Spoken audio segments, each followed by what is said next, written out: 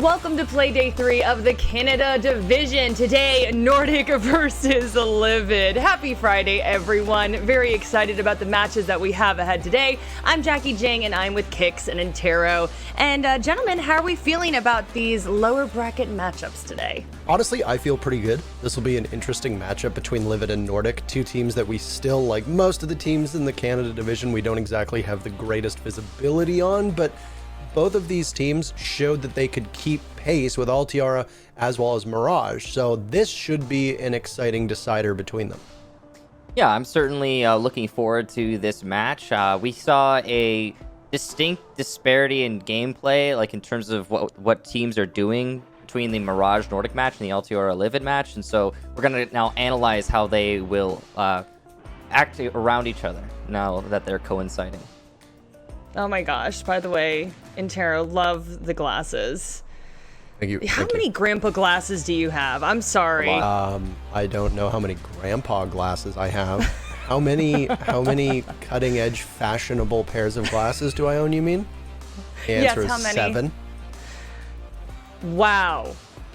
I than thought you might say 3. I mean, exactly. I've 7. had them, my first pair was 2011, I want to say. So, I mean, I've been accumulating them over 9 years. So, Fair. All right. Well, I want to know what the chat thinks. Are those grandpa glasses, or are they cool and cutting edge? I think is what Intero yes, claimed. I'm the bleeding edge of fashion. I am. I'm an influencer.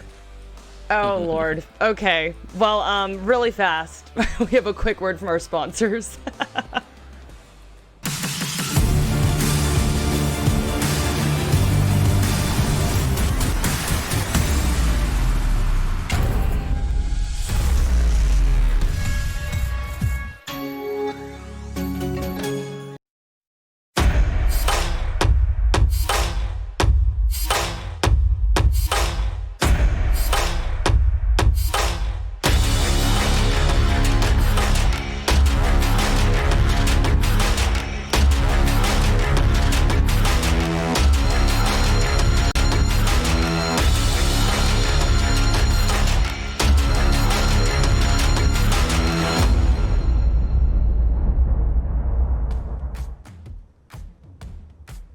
All right, let's look at our bracket today. Nordic versus Livid, as we told you at the top of the show. Both of these teams have losses. Nordic lost to Mirage, Livid lost to Altiora. So that's why we're here. And let's chat about these teams. Kix, why don't I start with you? We said this at the top of the show as well. We don't know a lot about these teams here. We have seen Nordic play once. Right. I just remember them seeming aggressive. They were solid gunners, but has anything stuck out to you? Nordic to me seemed like one of the more well-rounded squads overall that we've seen in the Canadian division so far. There's definitely more adherence to the standard meta going on there. Not just with Nordic, but Mirage as well. I found that gap between Mirage Nordic and Altiara Livid kind of distinct. And I'm, like I said in the lead-in, I'm really interested to see how Nordic's going to jump against Livid now, because they were playing very different games. And that doesn't necessarily give an advantage to one side or another. It's just a different kind of gameplay style. So Nordic, I'd say there's a little bit more layer to strategy, a little bit more adherence to the standard meta. Yeah, that's actually interesting that you say that, Kix, because I was able to talk to Zigolo, who is Livid's IGL, and he told me that they have really methodical gameplay, which I definitely think is a difference than aggressive gunners, like I was saying earlier. But I don't know, Intero, what have you picked up about Livid, and do you agree with Kix that their playstyles are quite different?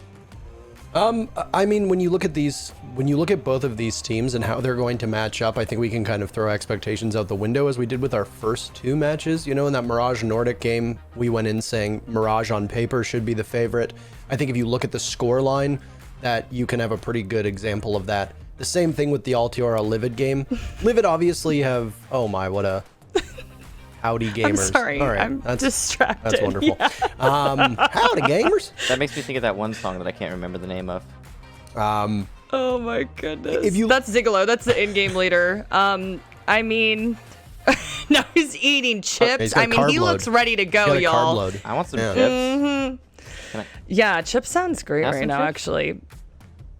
I feel personally Oh, attacked. Storm's much different mindset here. He looks busy. Do you guys like my casting of what's going through their minds right now? I have no idea. He's not eating chips. He does not have emojis on his shirt, unfortunately. There's a great But green yeah. screen behind him, though. It's Exceptional. yeah. Yeah. That's like a home studio. You can even see the bend in what appears to be the corner of the room. That's some precision. But just looking at both of these teams, obviously with everything, when any region pops up or sub-region or whatever you want to talk about, in this instance, we have an entire new division to focus on. You've got a lot of players who are competing at a level they've never competed at before. You've got teams that are competing at a level they've never competed at before. Not only do they have to get their players up to speed, they have to figure out if there's a new meta. They've got to sort out Oregon, which has been returned to the map pool. Some teams are still possibly trying to put together better strats on Theme Park, which is a relatively new map. And when you look at a team like Livid or you look at a team like Nordik, those matches that they had, both of which they lost, very easily could have been 2-0s, because the only maps that both of them won were 8-7s.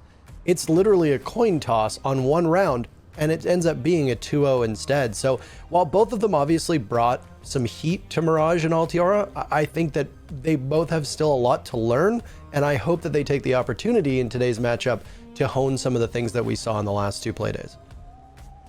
I'm not gonna lie, I'm low-key giggling just because last Friday y'all had me in stitches. Because I feel like every time either of you predicted something, it just went completely backwards. So yeah, we'll see what happens today. We're super excited for it though, but I believe that our teams are ready, or they're really, really close to it. So I'm gonna let y'all get to it. Let's get this thing rolling and get stuff ready for this matchup. And I'll see y'all after. Yay! Thank you very much, Jackie. Bye. See you later. Jackie tormented us before the broadcast began, by the way, by listening to a bunch of anime, presumably on her phone, and leaving her microphone on full volume. But she had her headphones off, so she couldn't hear us. So I had to sit there and I had to suffer through roughly 5 minutes of high-pitched anime coming through. And as you put it, Michael, what did you say? How did you phrase it? I said you're gonna listen to anime whether you like it or not, Parker. This is inevitability. I know So, it must have been hard for you. it was not my favorite moment, if I'm being honest with you, of today. But we're almost ready to roll between these two teams. We've got to go through what the maps are going to be first, Michael. So one of the biggest question marks when you've got newer teams is what maps they feel comfortable on. There was actually a pretty good split between the two playdays so far in regards to what maps both of these teams did play. So we should have the veto up for you in just a second to go through that. But what are your expectations here? And just for anybody who might be new that are watching, are there any maps that you expect to see today that newer teams would be able to work better on than maybe more structured maps that you'd expect from the more experienced squads? Not necessarily. Usually when you've got these less experienced squads, and like you mentioned, these new divisions, you're going to get squads, teams, pretty much everybody, to just kind of play off their preference. When you get into like that high level play, it's all on those counter bans and those, what do they like? Can we avoid it? Practice into their weakness and get that through the ban phase, but not so much at this with this kind of platform. Now, the first map is going to be Villa, and so that'll be picked there by Nordik. Now, that's actually kind of interesting because they played Villa against Mirage, and they actually lost it. It was not played in the Altiora Livid match, so they must know something that we don't. They must be more comfortable on that now after the practice they got against Mirage. But whatever the case, it'll be number one map.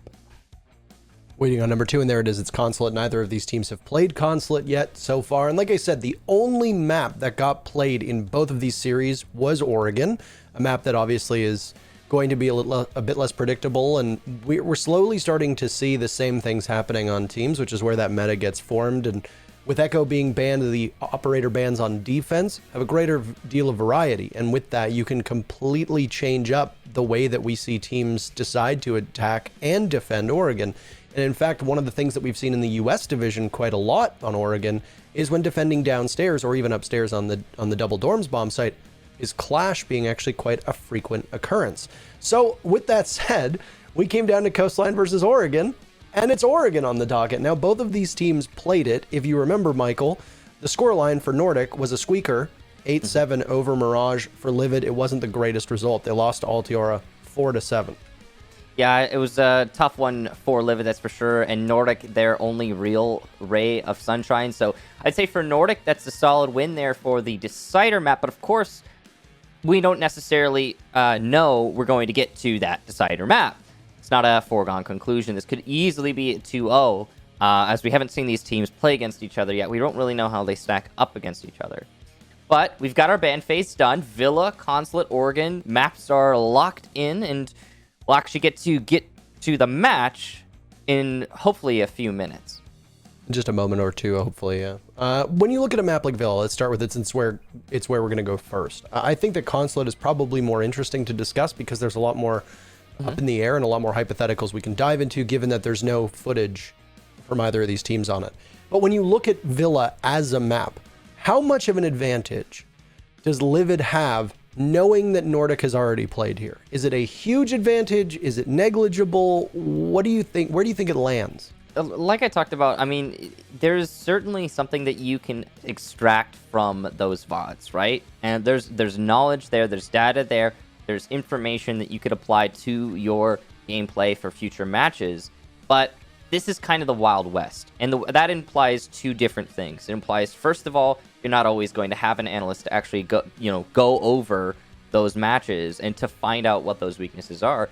And second of all, there's a lot less patterns because teams play in a considerably less structured way and thus are less predictable. So it's less applicable, and I don't know, or like that analysis is less applicable, I should specify. So I don't know if that's really going to be a big factor here, as we usually see it be a massive factor in the US division, for example. We're not going to know until we actually get into the game, and we could take a look at it for ourselves. The proof will be in the pudding, of course. How much research is done by each team onto each other, and I'm sure there's some research being done. I'm sure there's some counterplay that's going to be established here, but I don't know if it's going to be the biggest factor. I'm not going to bet on it, if that's just to be clear. It's certainly possible. I'm pretty sure both of these teams have proper coaching staff. I know for a fact that Nordik does. I can't recall if Livid does, and a quick pull up of their roster doesn't give us any greater information. So right. I'm not trying to imply they don't, just to be clear. No, I know. I'm expanding. That's right. all.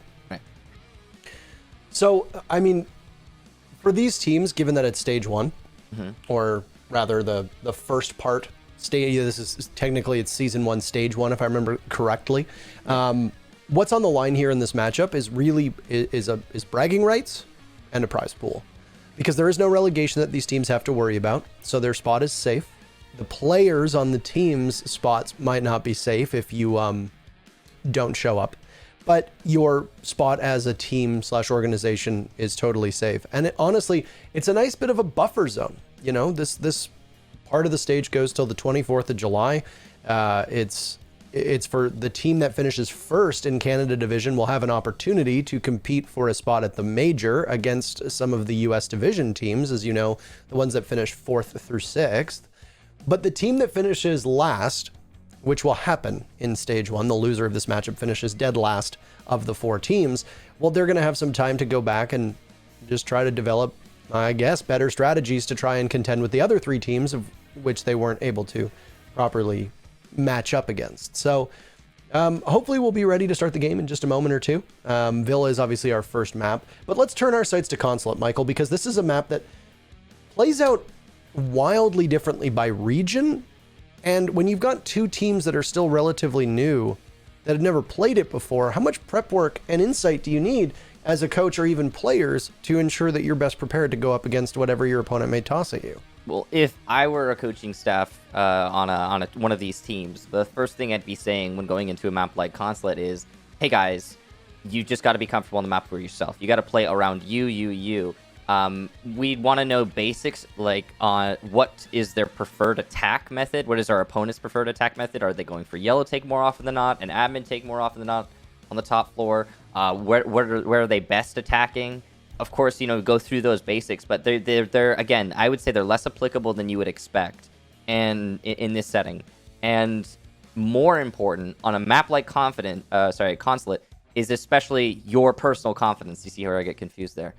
Anyway, what that means is I think the team just needs to be prepared, both of them. They just need to be prepared for themselves. They need to play around their own game plan, and they really need to hammer that home that's what I would be trying to instill in my players more than anything else. Just be confident in yourself and the plans that we've made as a squad leading into this map, because it is the type of map, Consulate, where the more aggressive team tends to prevail, whether that be on attack or defense. There's a lot of opportunities for the defense, especially to get more aggressive than on other maps like Villa, which of course is another map we're going to be going to later.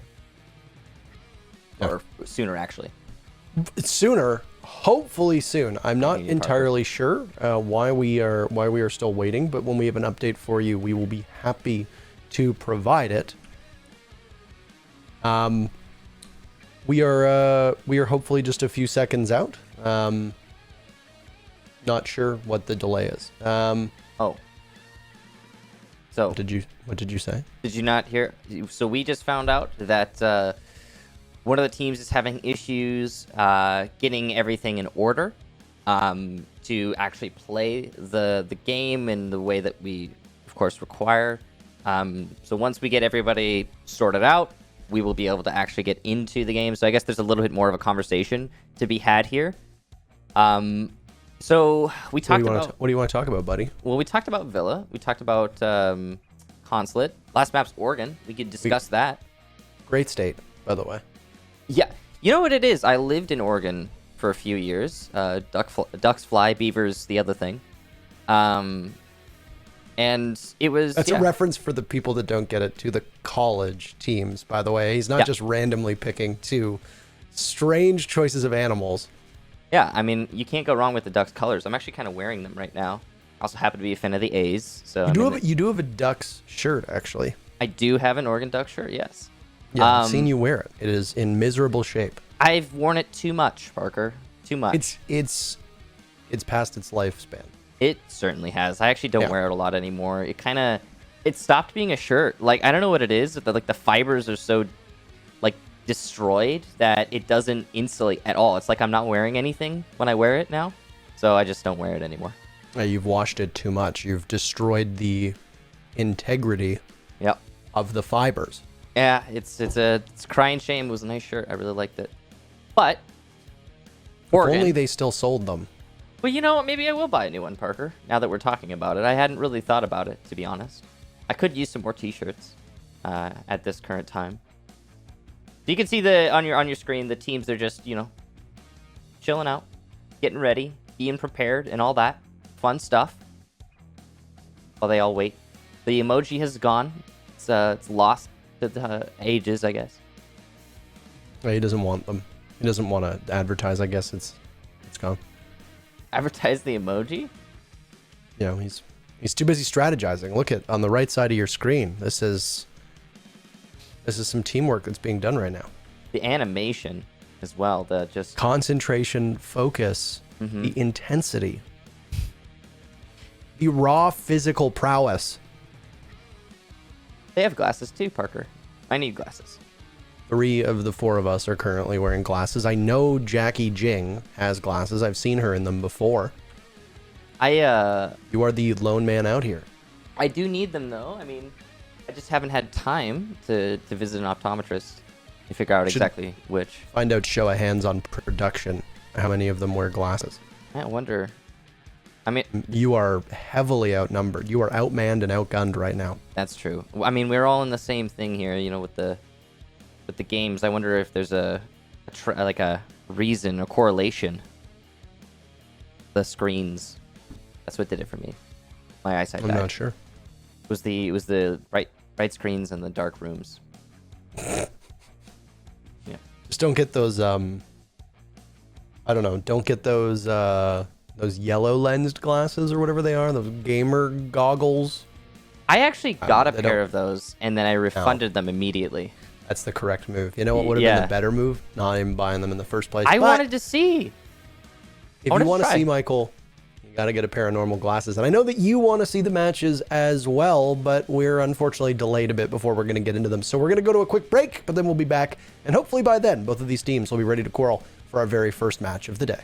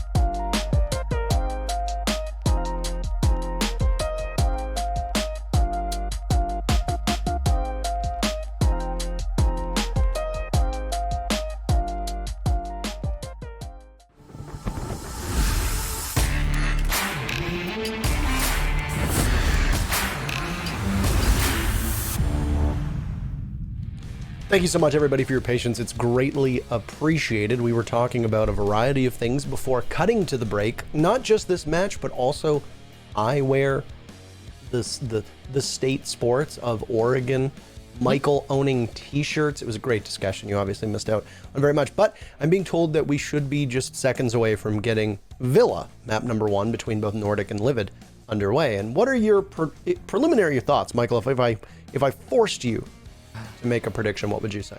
I have nothing to predict here. As I mentioned, the way that these teams match up against each other is currently unknown. There's no real measuring stick to use. I'd say based on my experience with Mirage versus Nordik, Altiora versus Livid, I'd say maybe a slight edge to Nordik, but I can't say that with confidence because the thing that I would say gives the slight edge to Nordik is in fact a difference in playstyle and not necessarily a difference in overall potency of as teams go. So that's, I don't know. We're here to discover, like we like to say on Fridays. What about you, Parker? I'm fiddling with my webcam so that it looks better, so that I can continue to look as cute as I do on broadcast. Aw, you're always cute, Parker. All right, well, bands are coming in. Echo is soft band, a reminder for everybody here. And well, would you look at that? Goyo, Mira, and Hibana. Now, Mira's not particularly strange. Goyo is kind of strange given how low his pick rate has been overall, and Hibana is definitely a weird one. Not that weird on Villa, but Maverick tends to be the operator who gets banned the most. Of the 3 hard breachers at least. And he's available.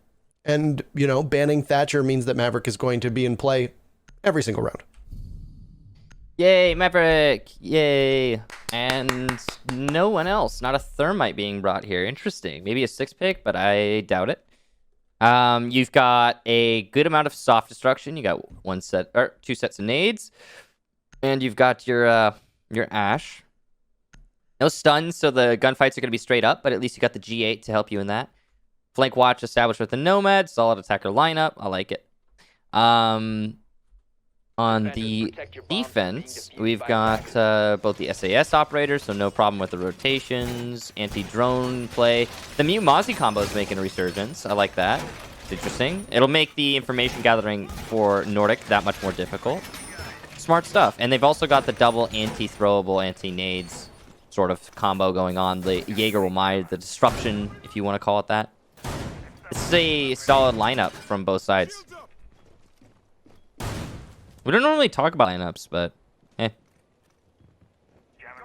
I believe I have done it. I have fixed my webcam. Hey! Hey! You happier with the results? I'm overjoyed, Michael. This is good. Just as overjoyed as I am to be sharing the microphone with you as we get underway with our very first round of our 3rd play day of Canada Division. And I am tickled pink is what I am. Bomb located by attackers. You think with the Mute Mozzie combo coming back and Goyo being banned, it feels like we're 6 months behind where we are right now. It kind of does feel like that way. We've traveled back in time. I understand that the pandemic has kind of paused everything. Yeah. I get it. But it definitely feels like we're still in January. He's gonna in terms of the meta. He's gonna do it. Here it comes. And Zigalo manages to dodge. And yeah, no, I agree with you. It's been... Well, that's good. I'm glad. Yeah, it's been weird. It has been very, very weird. And I'm sure all of the teams are feeling that weirdness. I like the... You know what I gotta say, Parker? I certainly like the soft Echo ban. I think it's added a lot of depth. And that's strange to say because it's, you know, taking player or operators out of the game. I don't think there's a single player that I have seen provide their opinion on social media that has not shown support for the soft ban. And yeah, it has raised a lot of questions about his effectiveness and what he brings to the table. And more importantly, what is available and what isn't available without him. And I mean, we're now moving in with new content as we are halfway through round number 1, and the attack, if you're focusing on the screen, is happening inside of study right now. But other than that, there's been very limited action. We are now moving into a place in the game where all new content that is coming out is reduced to a single operator. And it will be either an attacker or a defender, which means that there should be an almost seasonal strength given to either the attackers or to the defenders. Even taking one defender out like Echo has made so many of these maps way more attacker-sided, and that's something that we haven't seen since Lion was in play back in 2018. First kill's going to be on Zigolo, though. There's a minute left. It's the Wamai taken down. He was almost victim to a frag grenade from below earlier in the round. He survived up until the 60-second mark. So when you open up this wall to the bar, the danger is that you don't nullify the game's, well, rather the gun vault. And that's dangerous because you can see Specky is there with his gas canisters. And he's been doing a great job of delaying this push. This is why some people will open up the aviator wall, but it's much less common. And Rowdy also gets to hold that cross from aviator thanks to that wall being still intact. However, the other open hole made by the defenders allows for a rotate to the game's bar. Now there will be a kill onto the attempted plant, but Nordik are starting to rally back. Bozak going for the plant. Lackey, the cover is dead. And there's more cover, but it's far afield. It allows Rowdy to get the planter. Beautiful job to him. It's all on Coffee, though, to retake by the study stairs. He will die to a claymore that he did not check for. A nice execution there from Nordik. The way they came in from the pre-made holes for the defense was really solid.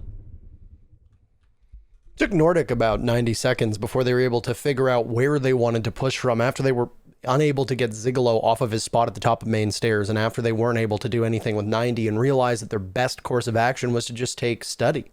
And taking study is extremely common. When you've got a Maverick on the board, you've really only got two entryways. You either go through the back of Vault, or you go through one of the study walls. You can open up some of the wall and just allow a sneaky push into the back of Bar, which is exactly what Nordik did. Or you can try to take a portion of the wall that leads you into the proper aviator bomb site. Now, with the aviator portion of the bomb site, there's more crossfire potential, and you've got to worry about the top of main stairs, you've got to worry about classical hall, you've got to worry about gun vault, etc. I think Nordik wisely determined that they could force the Livid defenders, who would be trying to push back on the entry from study, they could repel them quite easily, push Zigolo back, push whomever might end up wandering into their line of sight back, and they did so by removing Zigolo with a minute to go. Now, when you've got the wall open and you've still got utility to spare, and you can just waltz into sight and get the diffuser down, and you're up 5v4 with a minute to go, you are in very good position. The only worry as an attacking lineup at that point that you need to have is whether there's going to be a nitro cell down below. And there was a Mozzie playing below. So that was something that could have transpired, but it looked like on Livid's side of things, there just wasn't proper communication. So credit to Skies for getting open that wall. Credit to Nordik for getting the bomb down, or the diffuser down rather, by the bomb. And then credit to the rest of Nordik for that lockout, because they ended up finishing on a 3v0 with objective down. Well, that's pretty clean. Additionally, with that opening pick, they really didn't have to sweat that much on that round. Now, it's going to be the same bomb site.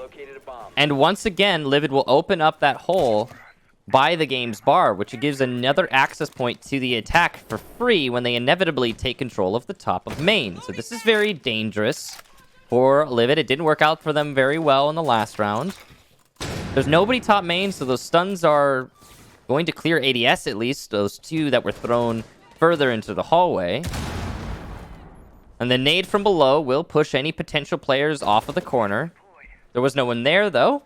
Livid are playing much further back this time, which begs the question, why did they open the rotation by the game's bar in the first place? Now, I must assume it's a bait. I think Livid want Nordik to go for the game's bar. I think the intention is to corner them there, and corner the attack there, I should say, and C4 them from below, C4 them from the site to get denial out. That's a really nice C4 from Rowdy. Speaking of, they'll get Bozak, who is playing by top main. Rowdy has been so good, not just in the way that he plays, but his decision making and I mean, he got that play of the day in the clutch against Altiara last week, and well, I expect him to continue to play well. He's one of the more experienced members in the Canada division, as we saw him competing in the Canadian Nationals quite a lot. And additionally, if memory serves me correctly, he has spent a lot of time playing down in the Tier 3 and amateur scene, especially revolving around CCS. And Bozak being removed as an IQ, we joke about her G8 and how powerful a gun it is, but in reality, it's also helpful for finding out where the gadgets are. At this point, with just about a minute left, you probably don't have the IQ on the scanner, especially with the fact that you see there's no Valkyrie on the board and there's no Echo. You don't really need an IQ necessarily. Skies goes fishing with 40 seconds left. He finds Zigalo. That's the Wamai taken out. Nordik wasn't able to do anything with that pressure towards the top of main hall last time. They find what they need this time. And you pointed out how crucial that soft destruction from the defense was at aiding Nordic's play. Well, the same thing looks like it's about to happen here, as Nordik have taken up their position over by the main doorway. Another kill for Nordik, as that's 2 in a row. And with Skies being down attempting to plant, things will get a little bit tougher for them. They'll have to either get him back to life or tag in somebody to pick up that diffuser. Owly taking damage through the wall. He'll swing. Beautiful shot onto Storms. That's his second. Coffee with 2. And then Lackey inside of the site with 1 second left in a 1v2. Not going to be able to do anything with it. Hey, look. He's also running that Bolo charm. Everybody's running it. Livid takes their very first round. So have you figured out who's leading the conspiracy? What organization is on that, Parker? Or are you still... Bolo's Empire, man. He's still looking. It's the Bolo Empire? Got it. The Bolo Empire. All right, so that last round was much the same as the first. It's just the C4 was more effective, and a lot of engagements went the way of Livid instead of Nordik. And, you know, it's always kind of a... like, it always is seen as like a bit of a cop-out to talk about the the engagements, but the truth is sometimes that really is the difference maker. In particular, Rowdy, he started things off with that C4 pick over by the top of main onto the IQ. Now that's big, because the IQ is one of your typical, that's your fragging operator, right? She's going to detect the gadgets, sure, but primarily she's going to kill people with her G8. That's what she does. Then the wall still being opened up to Games Bar, puzzling to me, but still, it worked out this time. It allowed for a greater funnel. The key to that round, in my opinion, was Livid was playing much farther back, much safer. They weren't taking nearly as many disadvantageous fights. They allowed the trap to play for itself. The Games Bar became a death zone for Nordik, who rushed on in, trying to seize control. I'm surprised with the enthusiasm Nordik gave trying to take control of the Games Bar. I know that it worked for them the first time, but I still, it was quite obviously a trap, considering there was no one playing by top main. I must assume that Nordik thought that that was thanks to their nade play from below. No matter how you look at it, though, well done to Livid, well done to Rowdy in particular. His position was essential, and credit to Specky. So, for those of you who don't know, the gas canisters on Specky, the 3 gas canisters on your smoke, generally, a good smoke can delay for 1 minute. Now, obviously, that's going to require space in between the gas canisters, but you should be able to, as a talented smoke player, delay for a minute. And Specky did just about 1 whole minute, so that's solid. Props to him for that. Specky goes by the name Spectrum, by the way, as you'd seen earlier on, so that's obviously just his shorthand, but... well, hey, let's look at the very first defense happening on the other side of the building. And things look quite similar, don't they? It's going to be a statuary trophy defense. And the clash will draw an awful lot of attention and a lot of fire from the Nordik push. That's Omega, who... he showed up decently well, if I remember correctly, from last week, and now you're going to be on an operator where Clash's fragging potential is actually a lot higher than I think most people realize, especially with the changes to that SMG made long ago, from that burst fire to instead having a reflex sight on it, now it's full auto, and it's obviously helped Kali as well. They're going to try to do some damage to the Clash as he stands at the statuary doorway. 90 seconds now, and it doesn't matter how many bullets you put into that shield, you're not going to do a damn thing to her. Oh. The flank will be stopped by an air jab, but the reaction time is slow. Coffee does get downed, though, so at least there's that. No flank from Red Stairs for now. And that's going to put this into a 5-on-3 as well. Livid not in great shape right now, but this is recoverable. It's not the end of the world, and Specky will get Lackey, so that's pretty solid. However, he will be downed and finished off inside of Statuary. Now it's all on Rowdy and Zigolo to pick up 4 kills. 2 each, and this is definitely workable. Not ideal for sure, but workable. Nice shots being landed there by Rowdy, and he'll incur a little bit of damage, but deal more than he received. S4 going for the plant, though, and as Zigolo gets eliminated in sight, there's no denial. Good angle there, opened up by the Maverick, and Bozak cleans things up with the double 360 to end out the round. So the rhythm of this bomb site, or this game rather, tends to be Nordik seems to have no real challenge whatsoever taking the bomb site for the first time. Yeah. Then they struggle the second time, move to a new bomb site, repeat. That is the pattern, yeah. This means that we're going to need overtime, and then it'll be decided by the overtime coin toss. Or rather, who picks what side, given the way that a best of 3 works. Unsurprisingly, a failed attempt at trophy statuary will lead Livid to go back to the same bomb site. So they obviously don't want to go somewhere else unless absolutely necessary. And this is actually in stark contrast to a lot of teams recently. And on a map like Villa, you've got 2 other bomb sites, one of which a lot of teams prefer, which is the kitchen bomb site down below. It plays out very similarly to trophy statuary, except the key difference is that when you're defending the A and B bomb sites, as you see right now on your screen, when you're defending down below, the A and B bomb sites are still being held by defenders. It works as a buffer zone, as the attackers need to go through that before they can focus on the kitchen bomb site that's underneath. But for whatever reason, maybe it's just a lack of confidence or a lack of comfort, or maybe because they're still new, Livid have not decided yet to go to a bomb site that has very quickly become the 1B bomb site to Aviator's 1A for most teams in North America. Attacker's objective is to locate a bomb and defuse it. I like kitchen. I like it a lot. That's where I make most of my food. Yeah, it's a nice place. I think as far as sites go, it's probably one of my favorites on this map. But that's just preference.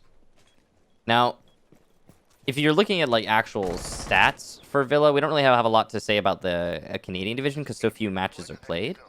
But kitchen is on par with Trophy Aviator. It's not like statistically it's not better, but it's not that much worse. So yeah, it really is, I guess, a user's choice. And in this case, the choice from Livid is to just go on repeat, as you mentioned. Nice nade there from Lackey. Down goes Specky, and that's actually, I think that might be where the record breaks, because you were talking about the back and forth, and I expected it as well here, Parker, where we would go to 2-2 and maybe go back to Aviator. But with Specky being eliminated that early on for free, basically, thanks to that one nade by Lackey, and good coordination from from Nordik overall, that's your smoke gone. Of all operators, that's probably the worst to lose. I think that's Lackey's 3rd frag grenade kill, if memory serves me correctly, and they've been instrumental at getting some of the first picks in the round, opening up the space that's required for the rest of the team to further move in to the bomb site. There goes Rowdy Owly as well. That was the pulse that tried to rotate through the basement. Many teams use that part of the map as best as they can to try to get back to site undetected, since very few attacking teams expend any energy clearing it out. Another member of Livid will fall in terms of Coffee, leaving Zigolo and Omega in a precarious position and annihilated from down below as Zigolo. This is going to be a flawless round for Nordik, and indeed it is. The record breaks, as you said. It's 3-1 for Nordik. I'm honestly impressed right there by those Ash charges from Nordik. That was beautiful stuff. He didn't just Ash below on the far side of the table. He Ashed for the retreat too. Now, I assume he was really just trying to cut off the rotation with that second Ash charge, but it worked in a way that ended up getting the kill. And you really don't see straight up Ash charge kills very much. I mean, you'll see the Zofia impact kills occasionally, because you can just spam those. They just come out right next to each other. You can double click and they die. But it's essentially the same thing as a nade, but more targeted. But in the case of those Ash charges, that's very rare. And props to Nordik for getting that. Props to Storms, I believe it was, for securing it. And we'll we'll move on to Aviator, which is clearly the preferred site for Livid. That last defense there of Trophy doesn't just, to me, spell out, okay, Nordic are comfortable attacking Trophy. It spells out that Livid need to rework how they're choosing to hold that site, because the downstairs presence from Nordic ultimately was the main force that allowed them to take the round. And I think Livid probably needed to have a more present roam on the middle floor. Yeah, this is Nordic's map, and they're starting on attack. And the one thing that I can see that is abundantly clear through 4 rounds is that even the one round that Livid won, it didn't inspire me with a ton of confidence. It looked like Nordic had a couple hiccups and then really struggled with their shot calling mid-round, which, fair enough.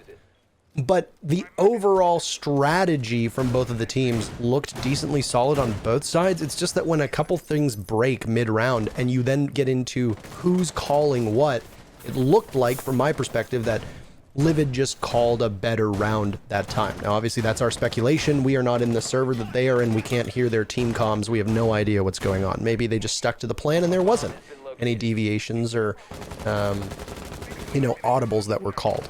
Maybe that's the case. I'm not sure. Yeah. We can speculate. We can speculate as best as we can. And in this case, like I said, I think it came down to shot calling. But Nordic do look very comfortable. And I get that with the Echo softban, things have changed a little bit. And we are seeing defender-favored maps slowly change their tune, as the stat line is now favoring attackers to a certain extent.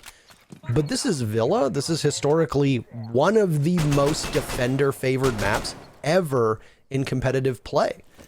I don't think it's fallen off so rapidly, and I think a big part of that is just Nordic prepped for this map. Yeah, they didn't have the greatest result against Mirage, but clearly they know what they're doing. Livid don't look like they're the most comfortable on it, and right now, maybe things will change when the sides swap, but I have no reason to doubt that Nordic comes better prepared on this map. The thing that's really striking for me in terms of their preparation, in terms of their superior preparation for Nordic so far, is their vertical play on Villa. Now, we've talked about how vertical play is not only essential, but the real difference maker on this map for years. I mean, since Villa came out, that's always been a factor. That's a really bad C4 there from Rowdy. It'll be caught and shot by, I believe, Skies, and he'll be able to open up the wall into games. And they realized they didn't need to bring the Maverick here because there's no denial being run, really, other than the mute jammers on that wall. And so they'll get the wall open with a Thermite, and that's a bigger hole much faster. They'll also get Zigolo, who I believe was playing in the site, so that's a good pick to start things off, but it'll be responded to by Omega, though that is a trade, so still advantage for Nordic as Coffee goes down. Not exactly the spot you want to find yourself in for Livid, and Zigolo in particular has been effective in terms of gadgetry, but not much else, as he's been the opening death. I think 3 of these 5 rounds, maybe more. Boy.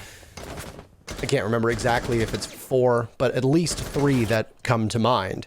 Another kill was lined up for Nordic, as they have that advantage, but they don't have the clock working on their side, and they are just harassing this Jaeger as best as they can. It's going to be a split push, and Omega is too distracted by the rappel play on 90, as he loses the fight. Lackey, what a shot to make! He takes the head off of Rowdy Owly before Bosek takes out Specky, and Nordic right now putting their stamp on this first half. We've still got one more round for Nordic on attack, but they will take the side definitively, as it is 4-1.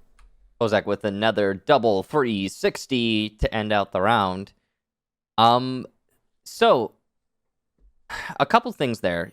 Good change from Nordic. I have to hand them some serious props to switching out the Maverick for a Thermite to just quicken the process of getting into games, considering there's not much denial being brought. Once again, the vertical play was big. The IQ opening up the mute jammers from below, getting a lot of those ADSs, just making the general take a lot easier thanks to that IQ gadget. That was big. So props to Bozak for managing that. You love to see IQs that actually use their gadget. That is not a foregone conclusion. Many of them play IQ just for the G8 these days. Obviously not at this level, and that's obviously not Bozak, so good for him. The rest of the execution there was aided greatly by the way that Livid chose to play, and I think we need to highlight that as well. For example, on 90, your Jaeger, I'm not sure exactly why he needs to have himself be so exposed. I understand that the 90 repel forces you to play in some particular spots that can be less comfortable, but generally speaking, if you're going to get that 90 repel, you're going to either leave or you're going to kill the player on 90. You can't just linger there because exactly what happened is going to happen, and that's somebody pushing up from your red staircase because there was no roam on the master statuary side. So that was on Jaeger. That's him not falling back when he should have. You know, the retreat in that scenario is get to top red, fall back into sight if you can, or be that player roaming by master. But if you don't have that roamer on that side, you can't play that position in the way that we saw the Jaeger playing it. So that's just a free kill there for Nordik. There's also just the really good gunplay from Lackey, who currently sits atop the scoreboard with 10 kills over the 5 rounds we've seen play so far. That's an average of 2 per round. That's pretty impressive stuff. And yeah, I mean, he's going to win those gunfights, but, you know, it's also going to be really easy for him if you make it as free as you made it.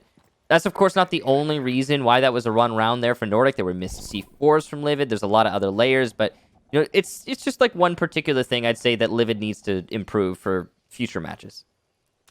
Lackey has been excellent so far today and has been really thriving in this environment.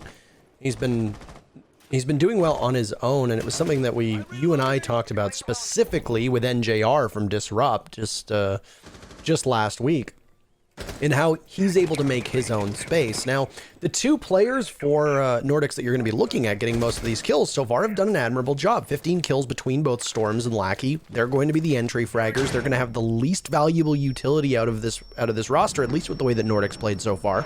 So you expect them to do an awful lot of damage. But it's neither of them who will get the very first kill. Instead, Bosak goes down while S4 gets a kill and picks up his second with Lackey side by side. They've managed to take control of Astronomy and will cut off the ability for the defenders to rotate back up those Astronomy stairs with an air jab placed over top. That's half of the round gone, with Livid once again trailing in terms of numbers. It hasn't really seemed like much of a competition, to be honest with you, Parker, with the way that the clear on the top floor has been coming out. The roamers, you could see from Livid, were trying to have presence, trying to delay as much as they could, but they just fell by the wayside, brushed aside, really, by Nordik, who came into that top floor almost at a leisurely breeze. And yes, they lost Bosak, but that did not trip up the attack at all, and that's the thing that I noticed most. Omega will zoom back into the site, try to anchor it down. It's the racing noises of the Jaeger, who's not a 3-speed anymore. Yeah, no, that's not how cars sound. I hate to break it to you, but yeah, no, you're right. Yeah, 30 seconds left, and while Nordik are still holding quite tight upstairs, they've just started to head into the bomb site, and they won't be able to get past Rowdy Owly playing in bikes. He'll shut down the sledge, who'd opened up a portion of laundry, and now the Ash trying to go in her own way, but Zigalo's there. Livid have fallen off of the bomb site and are instead holding a great angle. What a play from Rowdy Owly. He sacrifices his life to take out Skies, and 6 seconds left for an ace clutch opportunity from S4. He finds one, but he's not going to get past the 3-kill mark. That really seemed like it was Nordic's round, but Livid end up taking it. And with it, there is still hope for the remainder of this map. A 5-1 scoreline would have been devastating, but Livid are a little bit closer to being able to draw even with Nordik. Big ups to Zigalo for finding the scoreboard in that round. Impact frags, and that's one round thanks to him that they'll be taking home. The other thing, Rowdy. Oh boy, he's been the shining light for Livid, not only in this match, but also in their previous match. So good job to Rowdy, picking up some slack there in that round as well. His peaks, while very aggressive, were necessary to get the outcome that Livid wanted. Now, sometimes people ask why the defenders, when they're in the disadvantageous position, why are they peeking? Why are they trying to take fights? And the reason that they do that is because they need to isolate the fights as much as possible. And the only way that you can accomplish that is by peeking more often than not. You need to take the engagement before the attack is prepared to face you. And so that's why at a disadvantage, with the man count against you, you'll see players like Rowdy, for example, going for those 1v1s because he knows, okay, I've isolated this player, I can take the fight, I can get the advantage swung back in my team's favor, and he did just that. So good job to him. Good job to, as well, Zigalo for getting those 2 kills there. Again, impact frags. And well done to Livid for salvaging 1 round. That means This is a very different story. A 5-1 is very, very different from a 4-2. I know that it seems like it's just one round, but it's possibly one of the most meaningful things you can do scoreboard-wise to get that extra one round at the end of a half. So you take a look at where and when Nordic's defense is going to come alive. Will it be an aggressive play? Will it be more of what we expect from a conservative style of Villa defense of this Aviator bomb site? This is the 4th time that this bomb site is going to get played so far through 7 rounds. So the attackers obviously have been putting in good work, but it's also been a favorite for the defense. And obviously there's a lot of reasons for that. You noted that when Livid was on defense, they weren't really doing too much off the bomb site, especially over on the statuary trophy side of the map. Well, Nordic are looking to try to make up for lost time in regards to letting defenders play off the bomb site because both the Valk and the Jaeger were holding that spot. They waste about a minute, and Livid are not droning at the moment. They're just going in and taking these gunfights face to face. But a minute has gone off of the clock, and Nordic are nowhere to be found. Livid is old-fashioned. They like face-to-face conversation. You know, it's understandable. Can relate in some wear a mask. instances. Yeah. Just Make wear a sure mask. to make sure to wear a mask. Skies will get Omega though. Thanks to that face-to-face contact. Skies gets the advantage because nobody droned for Omega. Livid has taken control of the master side. They've got some good presence over there by statuary and trophy. There's a couple crossfires actually, 2 crossfires, a triple crossfire onto landing. I can't remember what you called it.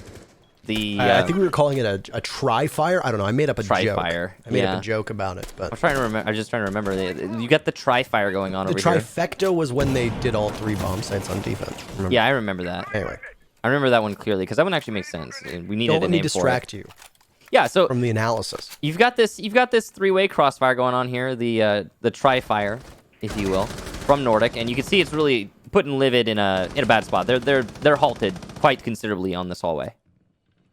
The Maestro and the Valkyrie are going to provide untold amounts of information, and right now I don't know if they're playing off it, but with Skies getting 2 kills so far, you'd have to imagine that in some way, shape, or form he is benefiting.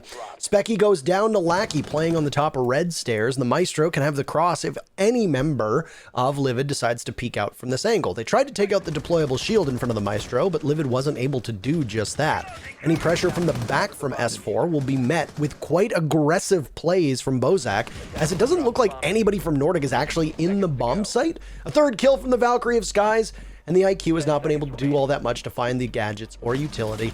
It's Rowdy Owly, and another flawless round for Nordic as Rowdy Owly gets buried in a 4K from Skies. That's the 2nd flawless round from Nordic so far, and they will go up by an even greater margin. It's 5-2.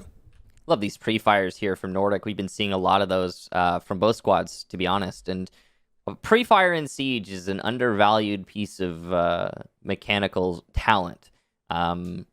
It's probably one of the most meaningful things you can do online because of the nature of online Siege with the way Peeger's advantage is. It's the only way to nullify that advantage, and it's not foolproof, but it is certainly very, very strong. We're seeing a lot of really well-placed pre-fires. Anyway, in that round, it was a really nice setup there from Nordic. So I just want to, we'll go over it one step at a time. The presence by 90 was well established. The reason that this worked is because nobody from the attack was trying to take control of study. If someone had taken control of study / top main, then okay, yeah, of course, this strategy doesn't work for Nordic. But because Livid committed fully to a north clear on the top floor, they weren't able to apply any flanking pressure. You saw that they were trying to at the end when Rowdy IQ rotated over to 90 repel, but ultimately he couldn't accomplish anything there because, once again, no presence at top main. That was the real problem for Livid. They weren't able to nullify 90, and thus this tri-fire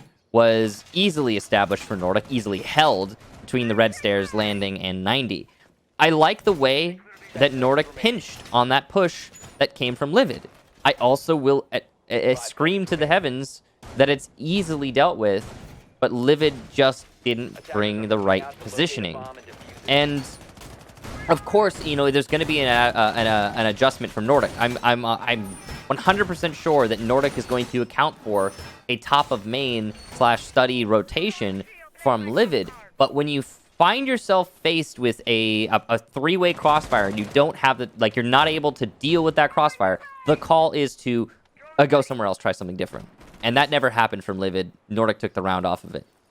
I mean, we saw the same thing in a different way from Livid when they were on defense, right? They didn't really, on most of their defenses, they didn't really change much up. They didn't really respond to the attack that we saw come in from Nordik. And I think that it's been a very... I struggle to find the right word for it because most of the words seem mean-spirited, but it was a very linear style of defense from Livid, and now we're seeing very little adaptation or creativity from them on attack. I mean, the night is still young when it comes to attack, and they can obviously change things up, but they're going to have to confront head-on a Nordik defense that, very similar to their very first defense, is defending another part of the map.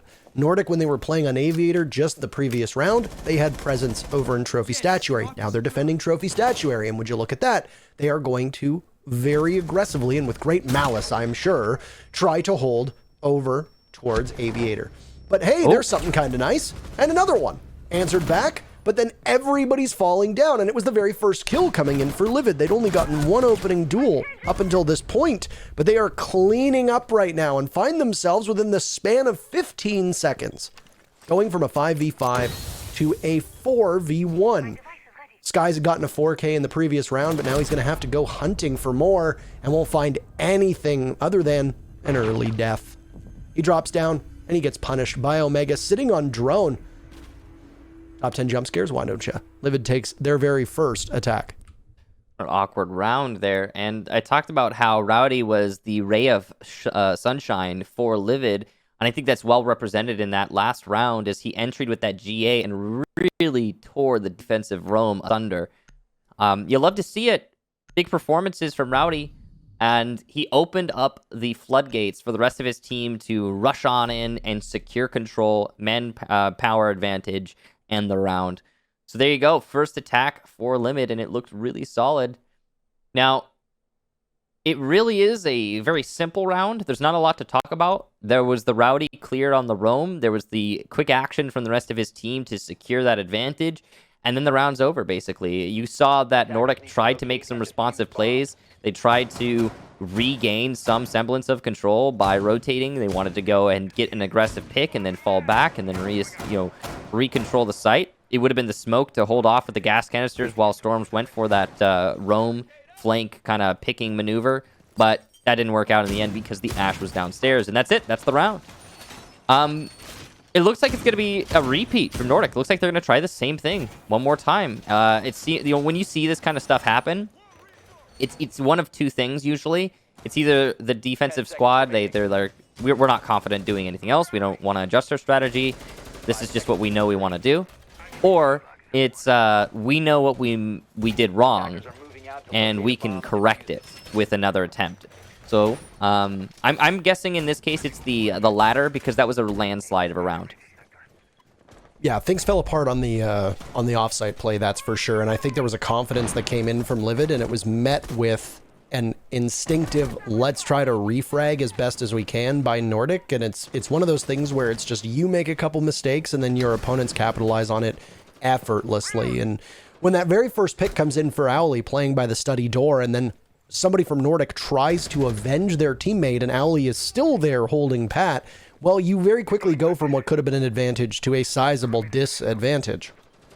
Opening pick, though, this time is for Nordik. 45 seconds. Down goes the Zofia. Outplayed by Lackey, who's now got a dozen kills and is obviously making quite a bit of contribution on attack, but now starting to warm up on defense as well. Nordik have match point within their grasps, but they're going to need to find a little bit more, as Coffee has had a bit of a rough day, just as Zigolo has. You're going to need bigger performances from them regardless of what happens here in this map. You're going to need something more in regards to the scoreboard, because Livid is not going to be able to continue to do well when you've got these two players, both of which are playing fragging operators that are not able to put up anything on the board at the moment. So this is a very stark difference, stark contrast, I should say, when compared to the previous round and the last attempt here from Nordik. I think the real difference maker is the way that Nordik has chosen to defend. Yes, they had the extended roam, but it was much less invested into. reinforcements were there, but the players weren't. It was just Lackey. He got his pick and he left. He peeled back to site. And now we have 1 minute left in the round for the attack, and they have to enter in through one of the two bottlenecks available to them because they're not going for a master take. So there's no crossfire. And once more, Livid is faced with a very linear attack potential with no real, like, again, crossfire, which is standard. That's standard, right? Like, you'd expect there to be some kind of crossfire action going on in each and every attack and defense. That's what you always want to bargain for on these strategies. But not Livid, not in this case at least. They're not able to make anything happen in that sense. The most they can hope for is statuary control early and crossfire into trophy, but you can see there's nobody playing in trophy for Nordic. They're playing this far back. Oh, this might change things though. Zigalo, if he's allowed to flank here, could change the round, but he won't be allowed to flank. Skies shuts him down. Rowdy gets S4 as he enters in through trophy, but it's certainly seeming more like Nordic cleaning up here. There's a little bit of work being done by Specky over by Statuary. He'll do some more as he gets Storms. That's big. Lackey is on low HP, but this big lost fight here is going to change the round. No plant cover for Specky. He'll have to go for 2 frags. It's not seeming likely, and he will lose it out to Skies, who had a big round there for Nordic. Skies on defense has been extraordinary. He got the opening pick as well as was needed. He had the big round as Valkyrie too, and you got to give the man a lot of praise for the way that he's playing his role. Whether it be off-site, designed to waste time, whether he's being fed utility when he was on that Valkyrie, caused by the fact that his black eye cams were up. Not entirely sure how much of that is on him and how much of that is on his team. It is always worth noting that we don't have access to the things that the team are talking about, so we can only guess as to whether or not it is a coordinated effort or it is just hero and solo plays. Doesn't really matter though, because the greater point that we can focus on is that after a second attempt, Nordic fixed their issues with trophy, and despite the fact that they maybe got a bit too aggressive and over-peaked on gunfights that they didn't necessarily need to, and they gave their life away to Specky on his entry, and then Owly as well playing with that G8 inside of trophy, that was really a solid defense from Nordic. There was 25 seconds left, and the biggest advantage that Livid had was the play by the sledge of Zigalo ascending astronomy stairs, gets hit by a proximity alarm, is in the middle of barbed wire, and gets punished for it. And you got to imagine the frustration that would come in from Livid. They stalled out very hard by 90 hallway, by the double doors into trophy, by the door into master. It was such a huge amount of difficulty for Livid to assess where they wanted to push. Now, it looked like Omega got a very good look at it as he droned out the castle playing on the bomb site inside of Statuary. Okay, that seemed to be the weak point for Nordic.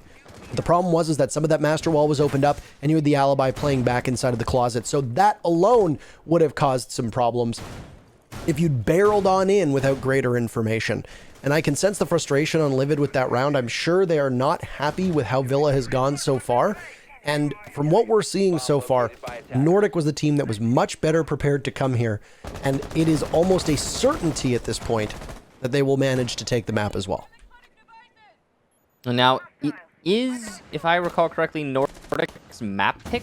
So that is correct. The end of the world for Livid, who picked Consulate. But at the same time, what we're seeing from Nordic has been, again, I talked about it a little bit in the lead-in, just slightly more structured, a lot more teamwork coming in, that's for sure. And that's not taking away from the frag potential of Nordic either. I mean, you've got players like Lackey, who currently leads the overall map right this second. So if you've got all of the above going in your favor, it's really hard to bet on Livid. And the question is, when we go to that next map, will there be a different story? I'm not really sure there will be, because the traits being displayed here are going to be equally applicable on Consulate as well. Although this is a much more, not strategic map, this is a much more structural map than Consulate, yes, which tends to be a little bit more on the fragger side of things. But there's an early down here on Storms. He'll lose a lot of his HP, but down to 20. And he gets picked up, so not great for him in future engagements, but he can still at least, take some fights. the same spot that we saw the frag grenade go against the Wamai of Zigalo when it was Livid on defense. So obviously some similarities between these teams and how they want to defend this bomb site. I will give a bit of credit to the way that Livid is tackling a different defense from Nordik, as before Nordik had put in a lot of emphasis over on 90 and boxed out Livid from that position. This time Nordik are perched over towards Study, and that's where they will defend instead. You can see a frag grenade will go on in, and does it find its target? Likely eaten? No, there it goes. It blows up, and no damage is really done. Omega just runs up the stairs, guns down the smoke of Bozak. That had been a fight that went on earlier, and now Omega can continue to walk towards the classical hallway door. One for Lackey onto Rowdy Owly. He's been by far and away the best player for Livid, and another from Lackey. 14 kills for the Jaeger, playing right now on Classical Hall inside of 90, waiting to watch if anybody's going to be coming over from the master bedroom. Specky marches on in. He's going to need to get the diffuser down. A kill for him, but he's traded by Storms, and then the Zofia removed. As the Wamai, obviously very happy with that one, and it gives the map to Nordik. 7-3 is the scoreline. They win their map on Villa. Look at that positioning from Wamai. That's hilarity right there, if I've ever seen it. Well played to Storms for saving that round. Lackey, big round by 90. But the key difference between this defensive setup there on Aviator from Nordik and the defensive setup on the same site from Livid is that they reinforced the game's far wall instead of opening it for the attackers. And I understand that Livid was trying to set up a defensive strategy, but anyway, let's get into that with Jackie in the conversation. We can talk more about it. Bring in good old JJ here. The double J. Hi, gentlemen. Hello. Who is So map muted. 1 Villa. Yes. Again. We cannot hear Unmuted? her. You might be able to. We cannot. Hello. Can you all hear Hello. me? Yes. Yes. Hi. Sorry about the technical difficulty there. Anyways, that was fun. Map 1 Villa going to Nordik, defeating Livid 7-3. And Taro, Nordik was looking pretty dominant there. They came out really hot on the map, got a very strong lead. What did you believe they were doing really well? I mean, there's a lot to really break down round by round, but the greater, I think, narrative of that match, or of that map rather, was just a comfort with how they wanted to go about attacking and defending. We referred to Livid as being linear, and I think that's very correct. It didn't look like Livid really knew how they wanted to go about doing things, and Villa's a tough map to just call on the fly if you don't have an idea of how you want to go about attacking or you want to go on defending. For Livid, they had the easier side, I think most people would say, defending 6 times, and yet still Nordik were just able to cut right through. And I honestly, I'm impressed.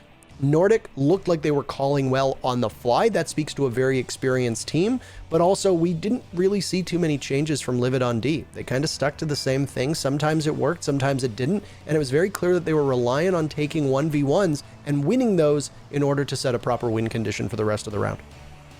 And Kix, I heard both of you talking about Livid's droning and their positioning. What do you think that they need to do better on map 2? Well, certainly they need to drone for each other better. It doesn't seem like they have a lot of pre-placed drones that are gonna get like a lot of information before you actually start executing into the building. That's a common thing. They'll usually have drones come in through the prep phase in locations that are very rarely tread over by the defense, and you'll have those drones stay active through the beginning of the action phase to establish early control, and then like skip over parts of your standard roam clear because you know there's no one there, because there couldn't have been anyone there because they were watching it the whole time.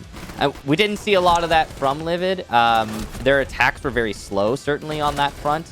It wasn't the ultimate end of the end result there for Livid. It's not what caused them to lose there, in my opinion. I agree with Parker. I'd say I attribute that mostly to the linear nature of their play, not whether on attack or defense. But it certainly was a big contributing factor to the ultimate loss there. Lots of face checking. That's very dangerous. Well, I told you I talked to Zigalo, and he was like, we have very methodical play. Do you think maybe they're just too locked into their game plan and they're not adapting well? I do believe I heard Intero saying something like they need to do something more creative. I think that comes down to the map. I think that, we talked about it during the map. That was Nordic's map pick. And their strategy on defense and attack was much more thought out. If you look at on attack, you could just chalk it up to Nordik being able to play vertically.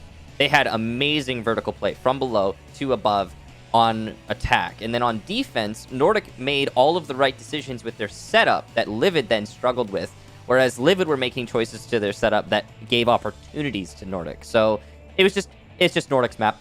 I'll really chalk it up. It is that simple, I think, in this case. Okay. All right, gentlemen. Well, we have map 2 Consulate up next. We're going to take a short break, so don't go anywhere. More action ahead of us. We'll be right back.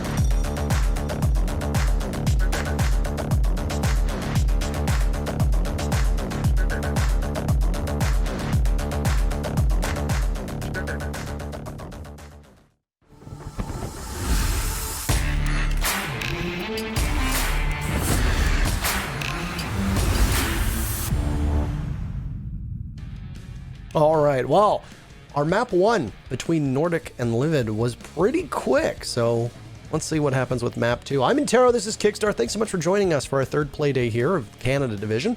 And we've got Consulate up next. This is Livid's map pick, and they're going to need to do better than they did on Villa if they want to continue on in this series. If not, Michael, Livid will be in last place for the first stage of the Canada Division. Yeah, and that mostly just has to do with the prize pool, but it's still going to burn, I'm sure. For now, though, it's looking solid for Nordik. I expect Livid to play better on Consulate. It is, after all, their map pick. And ultimately, that first map, I really would, again, I would reiterate by chalking it up to preference and strategy. It just seemed like Nordik were more comfortable on Villa. So maybe that'll be the case now for Livid as we go on to map number 2. I think that's, I mean, it's likely that they'll have at least a better showing here. Now, one of the things that was talked about when Jackie was just on, where we were talking about creativity and the way that a map like Villa plays out versus a map like Consulate. Now, I think you and I would both agree that a map like Consulate allows you to do more in the mid-round with strong calling. There's less predictability to a map like Consulate. It's kind of a madhouse when you think about the way that a lot of teams play it, especially with the site rotation right now. Having Teller's Archives as one of the top most played sites. So there's a lot of different things that can be done on this map that might benefit Livid, that a more, what would you call it, static map that you'd see on Villa.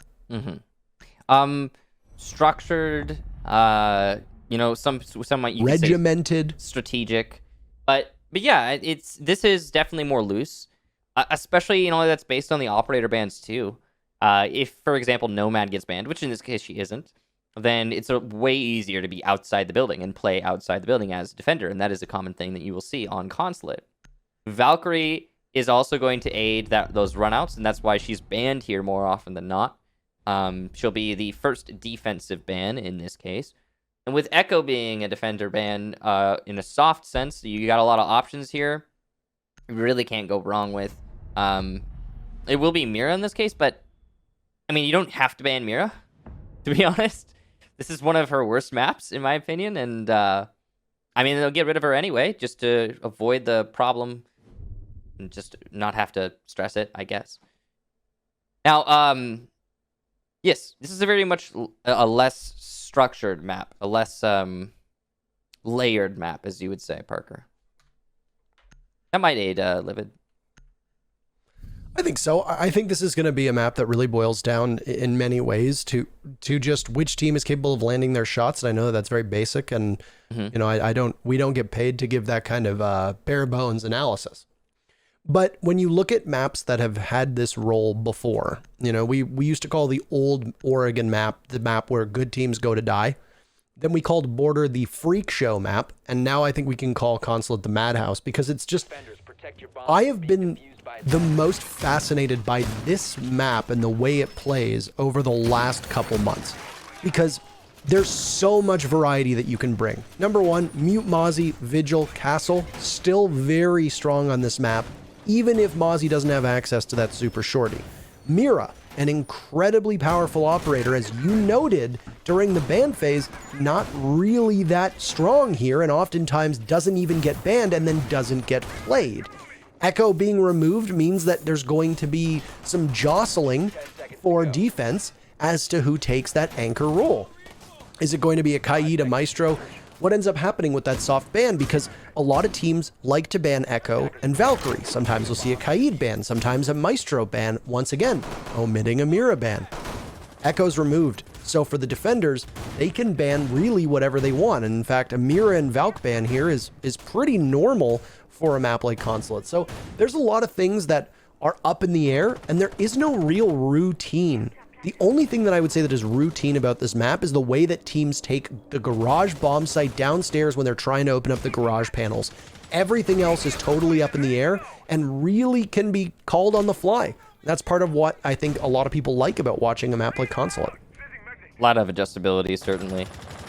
One thing that's interesting is, we do have that Maestro in play. He can be picked, but instead, Coffee will take a dock. And the reason is actually, and not in a bad way, it's probably because of the ACOG that you have on the MP5. Because this map, if any, is prone to long-range engagements. Becky will be forced off of yellow by the nades and the stuns, clearing out the ADSs and the Wamai magnets, and he will be caught in the cross. Well done to Nordik as a whole for locking up that cross and not letting the yellow player get out safely. That's also a really good start to an execution onto CEO. So you've got your step number 1 done if you're the attack, and you've still got half the round to spare. This upside down play is very strong from the Hibana of Skies, as there goes a castle barricade, and the B-bomb site will be the focus for the Hibana, and holding on to that diffuser means that we're likely going to see a swing in at some point for the objective to go down. And right now, there's no nitro cell on the board. There are 3 toxic canisters that can stop the plant, but that's about it, other than just raw power. Another kill from Nordik, though, just moments ago, is Storms will get 1, and then a second. Lackey follows up. Storms a 3rd kill and a flawless round to start off map number 2. Yes, that's exactly correct. Lackey 2 kills, Storms 3 kills. Call it a full house. Madhouse? Sure, whatever you want to call it. It's 1 round for Nordik. Well, that does not bode well for Livid, certainly. When you come right off of losing a map and you go straight into map number 2, your pick, and it's a flawless round to begin with. not only a flawless round, but the way that it was executed by Nordik, I gotta say, was basically spotless. There were a couple opportunities, certainly, for Livid to bounce back and take some fights and gain an advantage, but it never happened. Livid never took any of those opportunities. They never took any of those fights. They set themselves up, they waited, and they got absolutely trounced. Nordik with some really excellent repel play, good utility usage, winning their gunfights on the long angles. And that's it. That's the story. The biggest thing for me, strategically, was the use of utility on yellow stairs from Nordik. They very professionally, very quickly cleared out the ADSs and the magnets, naded the player off of top yellow, and caught that player in a cross. Not everyone's even catching those players who rotate out in that cross. So, well done, Nordik, for accomplishing that feat and for taking that round very convincingly. When was the last time we saw a team really have that little challenge with a console office repel play? I don't... Very rarely, you know, a lot of times the current, I suppose, preferred method into the bomb site is to take admin office and then go through printer, go through copier, try to take some of A, and then maybe have one person over by yellow. You're not really putting too much of a focus or emphasis on B, and I wonder if it's because they saw the setup from Livid that had the castle barricade, but ultimately left A to the wolves. They really didn't have much of a focus over there, and they said, hey, this is a very big weak spot. We can put some pressure on it. We can take the console office bomb site. We can completely ignore A, which is where the projector bomb site is, and just focus on connector after we take A and then just gun them down. Of course, it also helped that yellow control was quite firmly in the hands of Nordik at the same time.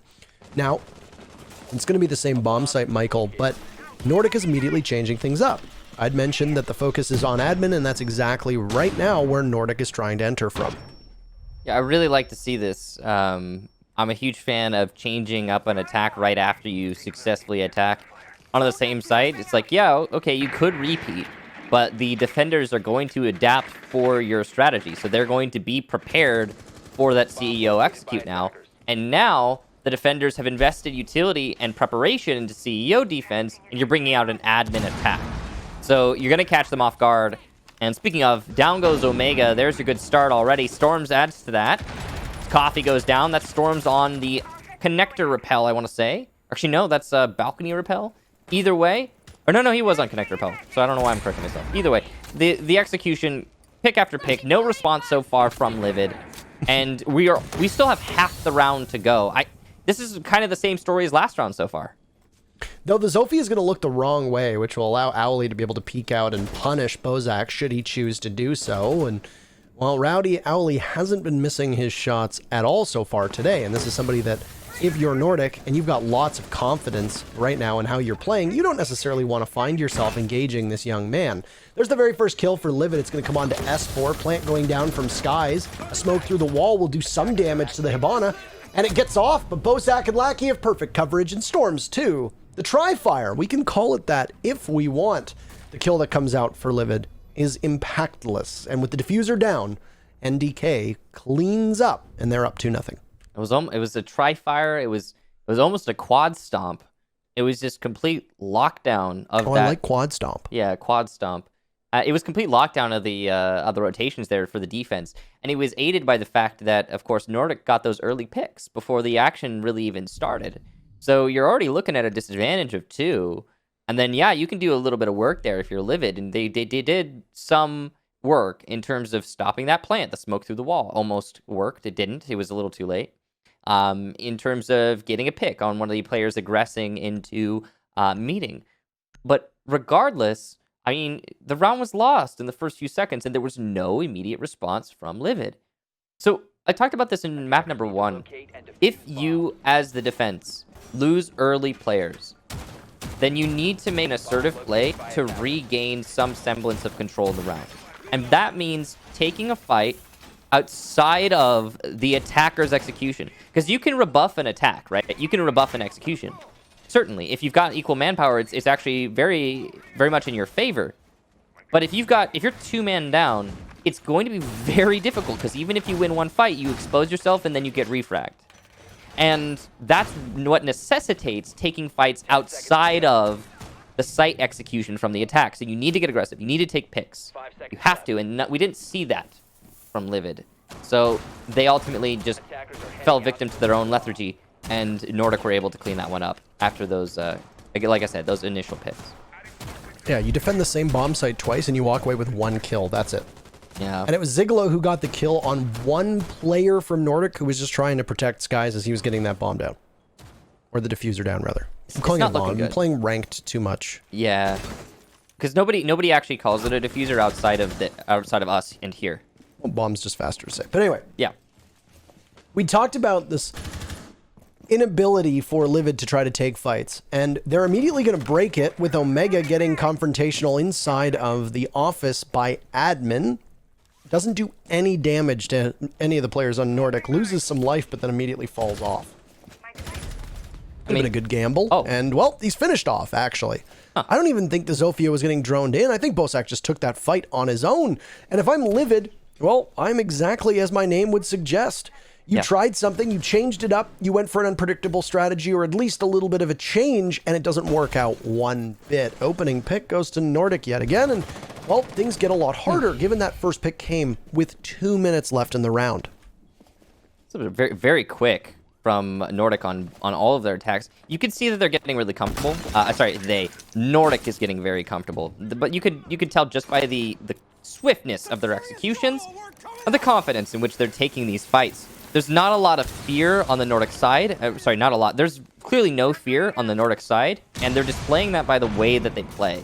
It's very structured. They're not taking unnecessary risks, but they're also not second-guessing themselves. Look at that. Lackey just peeks his breach immediately after making that.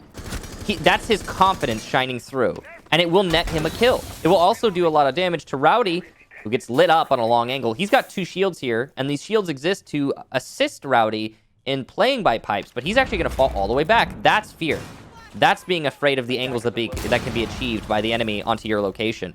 Down goes Specky. Before I can even finish my explanation, it's all on Rowdy and Coffee, who, to be fair to Rowdy, will get 1 kill. Coffee, though, is distracted and not able to stop the plant that's going down. Neither will Rowdy. Actually, correction, Rowdy does stop the plant, but he's gone as a result. Coffee gets 1 kill, but on 25 HP, he's got to find 3 more. And there's still tons of time for the attack. 30 seconds is a lot at this point. Lackey will get the last kill on the rotation, and Nordik, another very confident round. I didn't even have a chance to throw it over to Parker. That's okay. I was enthralled with what was happening. Yeah, it's weird. The sledge play is very common, and you see teams engage with it. It was just a gunfight that was lost. That's a tough break. I don't know if Owly falling back was fear. I actually think it was quite a smart idea because he had probably 10 HP, and as the smoke, you're going to want to use your gadgets to hold off a yellow stairs push and maybe focus on getting pushed from Spiral behind you, since the smoke was playing on pipes, or even the breach over by garage. There's 3 angles that Owly needed to watch, and with 10 HP and a very important gadget, there's not much you can do. Owly dragged 1 member of Nordik down before the Maestro got 1 as well, but you'd already lost so many at that point. And we talk about this and we sound like a broken record when we say it, but when you trade and you are already at a disadvantage, you are going to lose. That's just the way it works. So yeah, congratulations. It was a 5v4 and you trade out 3 kills. You're still now at a 1v2 where you are still trailing. So you need big plays, and I think Owly made the smart call to fall back. He's been good in terms of his gunfights, and that gadget usage needed to be good as well, with Smoke to deny the pushes and then try to isolate fights. It's one of the best things that Smoke does, is he can use those toxic canisters to hold off the plays from attackers on certain doorways, certain hallways, etc., and then put his focus towards a 1v1. Pivot once that gas starts to clear and engage in another 1v1. The SMG-11 and the shotgun do quite well in that regard. Problem being for Rowdy Owly is that he didn't have a lot of health. He didn't have a lot of gadgetry, and with the SMG and shotgun playing by pipes, he's not really engaging anybody at very close range except for someone who makes it to the bottom of yellow stairs. So that's just focusing on Owly. There's a lot more we can dive into, like the offsite play, the Jaeger's positioning of Omega upstairs. Not entirely sure what the goal was. Yeah, you wasted some time. Yeah, you're going to force Nordik onto drones, but you could have gotten back faster and not overstayed your welcome as Omega did, and then end up getting picked for it. about 10 seconds. Solid, I guess. Coffee's gonna be roaming upstairs. He'll be found out, though. S4 on that window will be a distraction, which allows Lackey to get the kill. So, that's a good start there for Nordic. And it's the same thing that happened last round, except for this time it's the Vigil instead of the Jaeger. I'm sure Omega is up next. He'll be roaming over by lockers. So far, we've seen a hot knife cutting through butter through these 3 rounds. And if that first pick is to mean anything, it will be 4 rounds shortly, based on what we've been seeing. Just to talk about how one-sided this matchup is right now, there have been 14 rounds of action that have been played so far, and Nordic are winning the opening gunfight statistic 12-2. Yikes. They also have 3 flawless rounds and 2 diffusers down. Livid has 0 diffusers down and 0 flawless rounds. That is a troubling sign and just really goes to show you the domination that Nordic is currently putting on Livid. And it's oftentimes the roamers from Livid who are dying without being very effective. They are unsupported. One of the knocks against Omega in the previous round was that he was playing upstairs solo. Ditto to Coffee. This time around, the Vigil not playing supported. There has been no trade potential. Now Zigalo's gone and things go from bad to worse. With 1 minute left, the Sledge doesn't have to worry about too much, barring a Nitro Cell from Specky. That's it.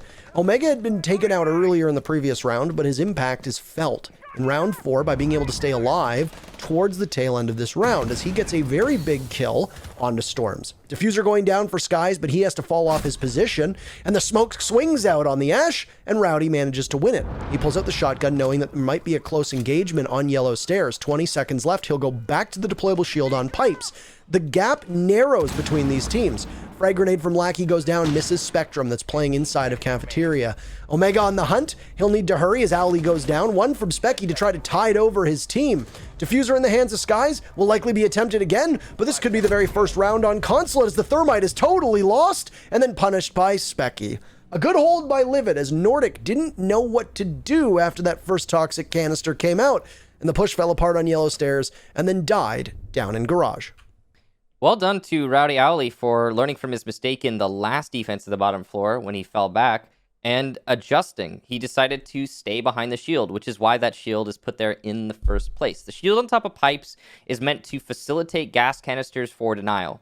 From that shield, Rowdy managed to deny the plant attempt from the attack long enough for his teammates to adjust and get comfortable, long enough for the Jaeger to reposition for a flank, and long enough to also open up time for him to get aggressive on Yellow Stairs. There's 3 decisions you can make in that scenario, right? When your shield on the box has been destroyed and you can't peek into Garage. He could have gotten aggressive on Yellow, fallen back to security, or stayed behind the shield. He did stay behind the shield long enough to use his utility to its intended effect, which is, that's step number 1. You get that done, you deny the plant, that's big. Then he decided to get aggressive on Yellow, which is going to net you a pick. If you fall back to security, which is what I was talking about that last time, what happens is you can, smoke, but you're probably going to get picked because peeking security hall is really dangerous. Or you can play around kitchen and try to deny from that area if you've got pre-made holes for you. So there's rotation ability, and it's good if you're being attacked from the flank, but ultimately it's not going to help you with the Garage hold. So we saw Rowdy Owly, again, props to him, adjust completely from the last time he was defending on that bottom floor, and it managed to, I think it was pretty much him who got that round for his team, if not just for the denial, but then also for the pick on Yellow. And Yellow as a position for the attack is, of course, such an important part of that execution onto the bottom floor. So good job to Rowdy Owly for taking that. But overall, just a rally for Livid. And it's great to see, some fight back from them.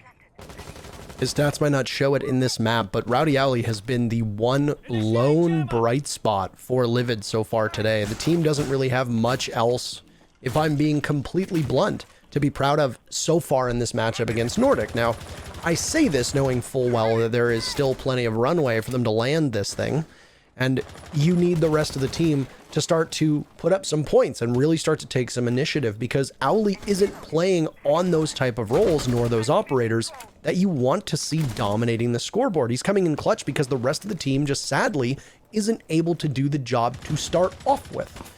And to start off with this round, if I continue on with that state of mind, well, Owly takes a lot of damage.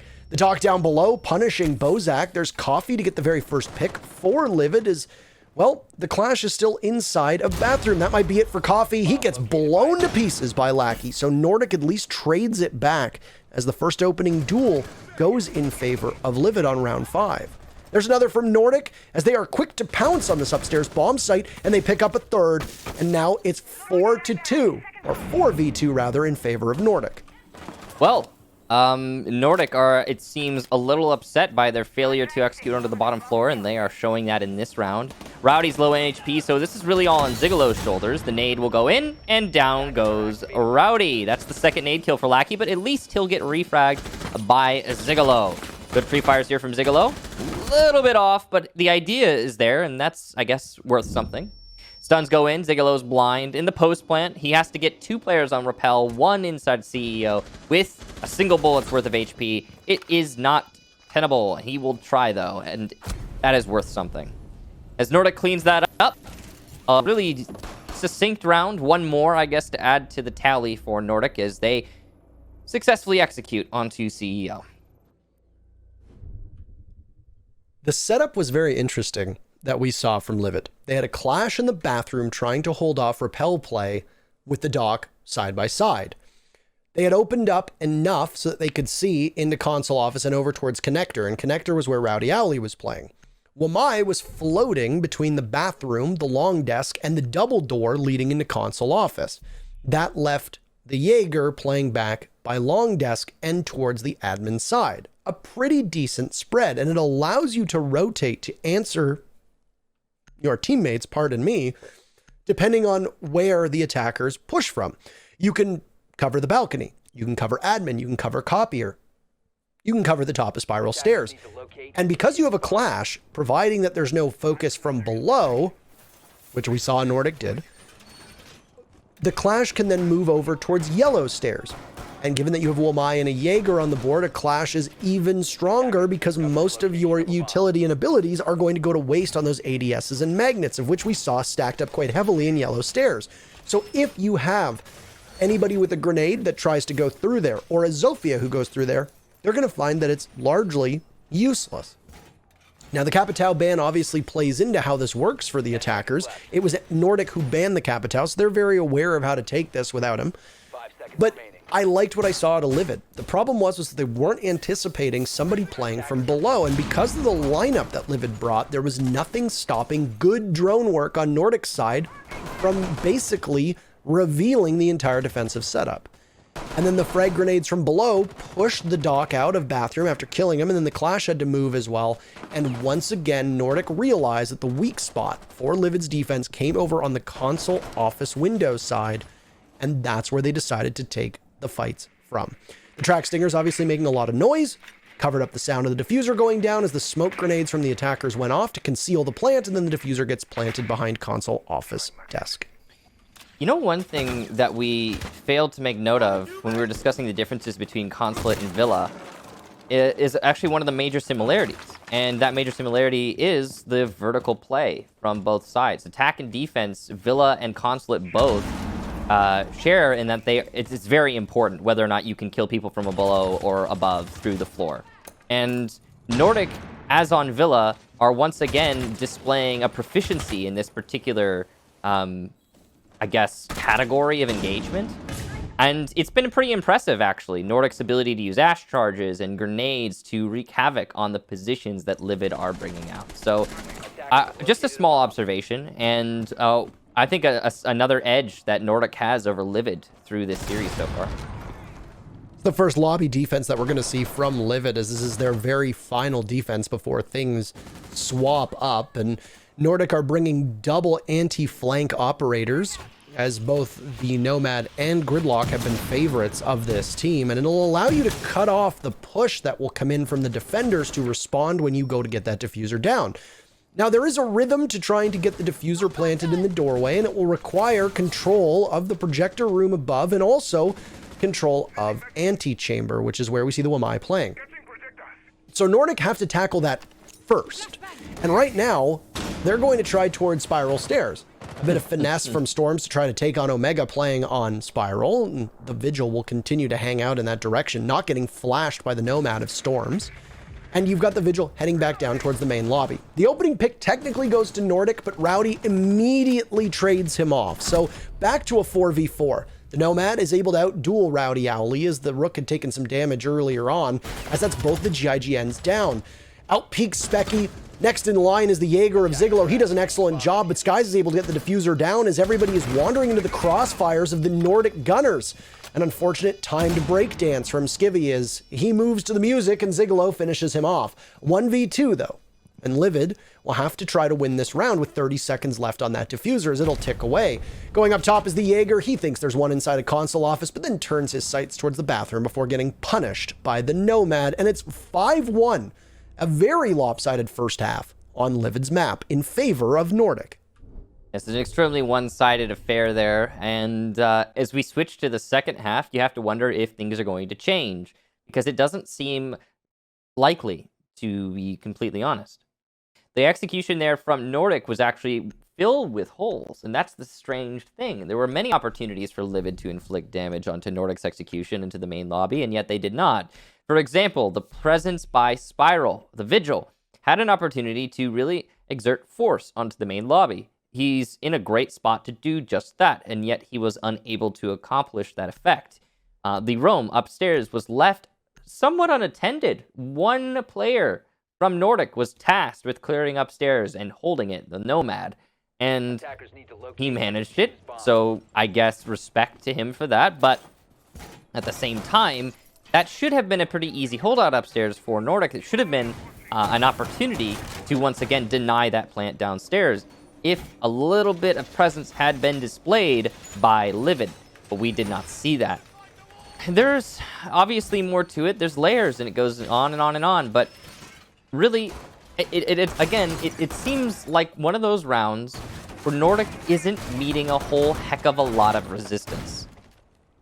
Now, going on to the second half, Livid now are on attack, which means the advantage they hold is they get to set the tempo. They get to be the ones saying, okay, we will dictate these engagements. We will make you position thusly. And the question is, will Livid do that? Are they going to be able to muster the confidence, the, I guess, charisma to put Nordik in their place? Because thus far through this series, it hasn't seemed like that's likely to happen. And attacking is a greater challenge, especially for a younger and less experienced team, as we will remind everybody while we're watching US Challenger League in the Canada division. So you've already got, presumably, the side that you're on working against you. You're running uphill at this point if you're Livid, and you've got an even steeper climb due to the score that was run up by Nordik when they were on attack. So I like that you point out that there hasn't been much resistance from Nordik, because it was something that I was going to raise as well. The amount of just heads-up gunfights with no intel, no drones, seemingly minimal coordination that Nordik is taking leads me to believe that they think that they are unstoppable right now, because they have no fear whatsoever. There is nothing other than confidence on their end that is guiding these gun barrels, and they're landing their shots quite well. And that's the key, isn't it? You know, I mean, a lot of teams will play with no fear, but it's met with success here from Nordik, like every single time, because of those shots being landed. And you know, I talked about it earlier. Sometimes that's seen as a cop out when it comes to analysis. It's like, oh yeah, they're winning their gunfights. A lot of people will see that and they'll be like, well, I mean, it's more complicated than that. And of course it is. But it's almost hilarious the fashion in which it's happening in this particular match, and that is what we're talking about. It's the lack of resistance that we're talking about. There's some good angle play from Bozak, who, you know, we were talking about confident positions to be played. How about the A-bomb chassis? How about flanking Visa stairs? There's supposed to be flank watch there. Omega gets absolutely trounced from below, and he's not even aware it's happening. You're a little bit too slow there on the uptick, Zofia, as Coffee looks towards the bottom of Visa stairs in hopes of catching that flank, as you had pointed out, but they're gone like the wind. So the sledge will go and try to open up some of that floor to prevent the flank from happening yet again, as the three members of Livid are all currently sequestered over on the east side of the building. A frag grenade goes out, and it looks like it does more damage to Livid than anything else, and a toxic canister will stop Zigolo from being able to take the top of Visa. So long desk it is. And creeping on up, an engagement onto the Jaeger, but a missed gunfight as the savior for the team is S4. Coffee does find one, mind you, but the Maestro is still positioned to be able to do great work. Bozak, that was his second kill. Storms, that's his second as well. And just like that, a snap of the fingers, Nordik, 6-1, match point, series point against Livid. Okay.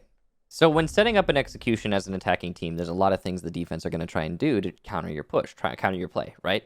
There are positions on the sides of the attack, flank routes, of course, standard things, C4 from below and whatnot. The defense is going to try and throw a wrench in your plans.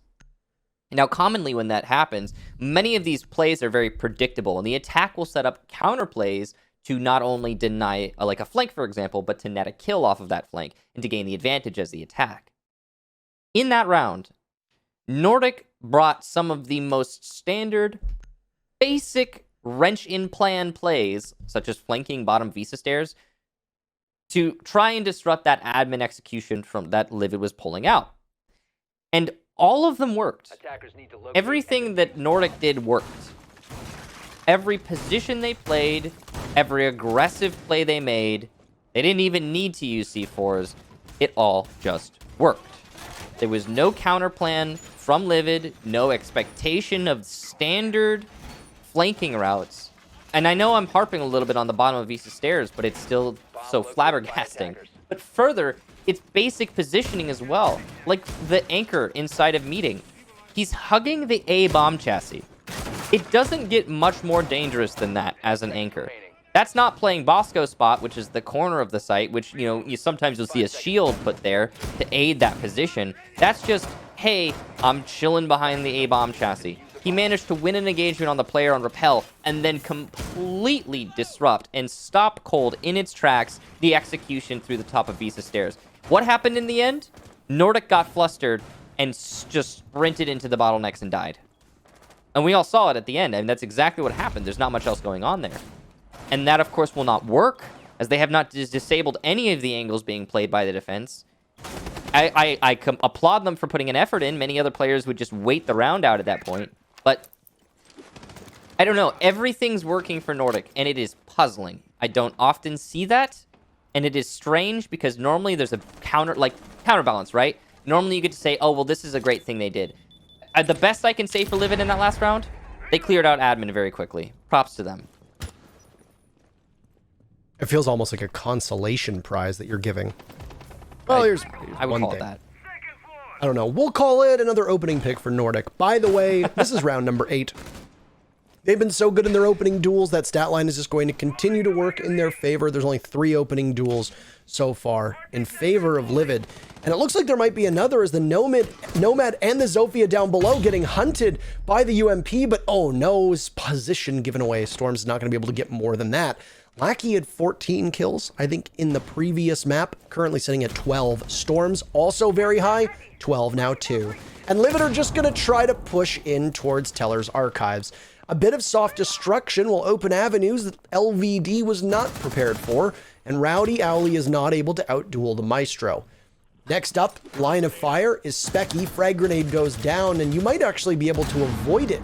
If you're Nordik, yes, that is exactly the case. Sky's now ready for it as a frag grenade sails down, and this might do a ton of damage. Nope. But Skies will persist. Shrugs it off. He'll have to now engage in a gunfight against the Maestro. What a shot from Skies! Another one is there too, and that's the diffuser down. 5v2. Match point still in favor of Nordik. Livid has Coffee on very low HP, and you're about to run into the UMP of Storms. He's the right man at the right time. Oddly paced, 45 seconds left. There's the Castle Super Shorty in hand, and this is a statement, Michael. A flawless round for Nordik to take the series, one of our fastest matches since we started the North American League. 7-3, 7-1. So you got the air jab by Yellow. Why are we not trying to get that frag? Get that early pick. You know exactly where he is. You've got manpower advantage. Someone double push him. If it's a refrag, it's a refrag, but at least you get a kill. Take that fight. You're not... Why is he not cooking his nades? You know the ADS isn't there. You threw one nade. Cook the second one. It didn't even detonate in an area that would have inflicted damage because it rolled, because it wasn't cooked. There's so much more to say, but let's bring Jackie into the conversation and try and dissect that. Yes. Map 2 Consulate going to Nordic. They beat Livid 7-1. Intero said that's probably been one of the fastest maps that we've seen since we started this season. That was brutal to watch. I know we're not mind readers here, but it looks like Livid kind of imploded. Maybe mentally falling apart. I don't know. Or maybe Nordic was just really in control and looking fantastic. Kix, I know you did compliment them on their vertical play. What do you think happened? Do you think that Livid kind of had a breakdown, or was Nordic just playing out of their minds? Well, first of all, certainly Livid seemed to have a breakdown there in map number 2. They were less present than they were in map number 1, and it deteriorated over time. It got worse and worse as rounds went on. That last round was one of the worst ones we've seen from them. I said most of the stuff that I wanted to get off my chest earlier, but one of the main things was also, like, across the entire series, in that map especially, map number 2, Consulate, where are the drones from Livid? Like, that Maestro, for example, at the very end, you all saw it. He's peeking into security hallway on a very exposed angle that can be pre-fired. How has he not been droned before someone's peeking him? You know, and you know, it's partially on Livid. It's also partially on Nordic. Nordic played very well.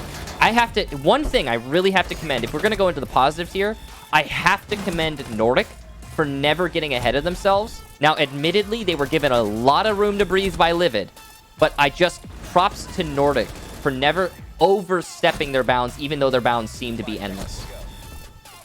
And I can hear both of you are just watching Livid was probably, for lack of a better word, frustrating. And Tara, you were really blunt. You said Rowdy Owly was kind of the only bright spot on that team, and the rest of the team really just not doing their jobs. What changes do you think that they need to make if they want to make some major improvements? I mean, the way that Owly plays, he's not going to be the first contact in most of those rounds. And while his stats were good, for the most part, I think good in relation to the team's performance, they were mostly impactful. There was 1 or 2 rounds where I think he really helped out, but other than that, they were all good efforts in a losing effort ultimately, right? I don't know. Honestly, maybe it was just an off day. I do genuinely get the feeling that this team threw in the towel at some point in that second map and just weren't doing the basic bare minimum on either defense or attack. And you could see that frustration showing to a certain extent, which honestly, these teams know that one of them is going to finish last. They're fighting at this point to not be that team, but more importantly for a larger cut of the prize pool. There's no opportunity for them to be able to fight for a spot at the major. They don't have to worry about relegations. I said earlier before we started that this was a good opportunity for them to learn. I don't know how much Livid learned against Nordic there, and it raises greater questions as to A, this team that showed up against Mirage, Nordic, are they the real deal? Have they gotten better? What about Livid that showed up against Altiora? Livid looked a lot better last week than they did today. Was that Altiora maybe is just not as good of a team as we expected and they're fairly evenly matched?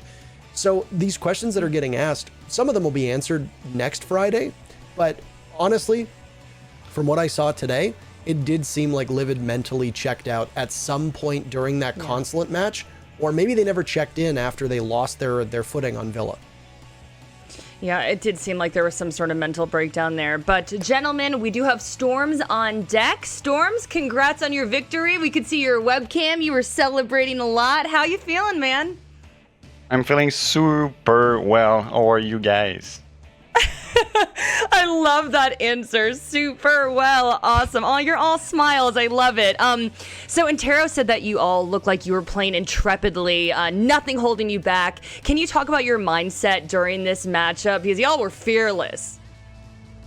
Yeah, we were really fearless. We knew that we could beat them. We could outgun them as well. So we were really confident, and I think it works pretty well. Yeah, you guys were playing loose, and you have one win. You have one loss as well. Do you think that your team has what it takes to be the best in the Canada division? I really think we have everything to be the first. Against Mirage, we lost. I think we did a lot of mistakes, and I guess it happens. We lost, and we'll be back for stage 2 for sure. And after this stage, of course. But yeah, we'll be back. To all the fans. Oh, we'll be back. To all the fans watching at home, what do you want to tell them? What do they need to know about Team Nordic? Be ready to see us on top. Like I said, Mirage, we're coming back. And yes, see you in 2 weeks, I think. Yeah. So I love you. Aw, Storms, thank you so much. And congrats again on your victory. Thank you. Go enjoy that win. All right, let's bring it back with Kixon and Taro. Oh, gentlemen, he was so excited. I loved his enthusiasm there. But we got the Corsair play of the day up next. What do you think it is? Guesses? No, Guesses? no, like the way that series played out, there's nothing that really stands out to me. Okay, well, let's roll the tape. The Corsair play of the day, ladies and gentlemen. Little drum roll. And it is... All right, this is the one they picked. How do y'all feel? Lackey's 3K. Okay, got it. I was wondering if it would be Skies playing as a Valkyrie on Villa. I think that was a pretty notable one as well. The big thing for me with the way that Lackey played in particular here is this one grenade alone. The first one did enough damage to the dock to move the dock into a position where you couldn't be as secured as you wanted to be, and then the Clash had to move out as well, and everything just kind of fell into place quite effectively. And it just goes to show you that while Buck isn't necessarily in the meta anymore, that Sledge still has a little bit of vertical play and ability to do some damage from below. And I think it highlights not only Lackey's performance as a player but also as a whole, Nordic's ability to play vertically. When I was talking about it through the series, I really do think that was one of their big shining lights, and not only were they better than Livid in that series at that vertical play, but also I'd say that they are just an overall, on a more global scale, a very solid vertical play team. And if they can leverage that in future engagements, I think that they're going to be a pretty solid team overall. Yeah, they were definitely showing that off on both of those maps. But gentlemen, let's break down the bracket and recap today. And Tara, I'll put you in the hot seat for that one. All right, well, let's get it up on your screen. Unfortunately for Livid, they are going into that 4th place spot. They're done. This part of the stage for them is over. Best of luck next time. What is on the line for the Canada bracket is that the team that finishes first, of which will be settled between Mirage and Altiora, the team that finishes first will compete against the 4th, 5th, and 6th placed teams in the US division, and then the winner of that series, or that round robin bracket, tourney, whatever you want to specifically use to describe it, will then get a spot at the major coming up later this summer. Nordic lives to see another day. They might have struggled against Mirage, and the scoreline for that original Mirage-Nordic matchup could have been 2-0. If this Nordic shows up, I think they're going to do quite well against whichever team fails to win in that Mirage-Altiora matchup. Kix, I want to talk to you about next week's match. Mirage and Altiora. I don't know, and Tara was chatting about it earlier. It's just been a lot of erratic play. It's kind of difficult to say how all of these teams are going to line up. But what are you thinking of that matchup? I'm thinking if this matchup is anything to go on, then Mirage should take that one pretty handily. Based on what we saw from today, I mean, both of the 2 series at the beginning of the Canadian division, that's Mirage versus Nordic and Altiora versus Livid, those were both 2-1 series. And if we're seeing that kind of level of competition between those 2 teams, when you expand it to the 4 as a whole, you put Mirage against Altiora, who struggled against Livid, and who also beat Nordic. Conventional wisdom suggests that Mirage should take that one. However, I will reiterate, I think, a sentiment that we've all been sharing for a long time. When you have a division as new as the Canadian division and teams as new and fresh as this, it is really impossible to wholeheartedly predict something. So while I'm looking forward to the match, and I'm certainly thinking that Mirage should have an edge, it's hard to really bet on it. All right. Well, Nordic versus Livid going to Nordic. They take it in 2 maps pretty handily there. But don't go anywhere, folks. We got the Challenger League up next. We'll be right back.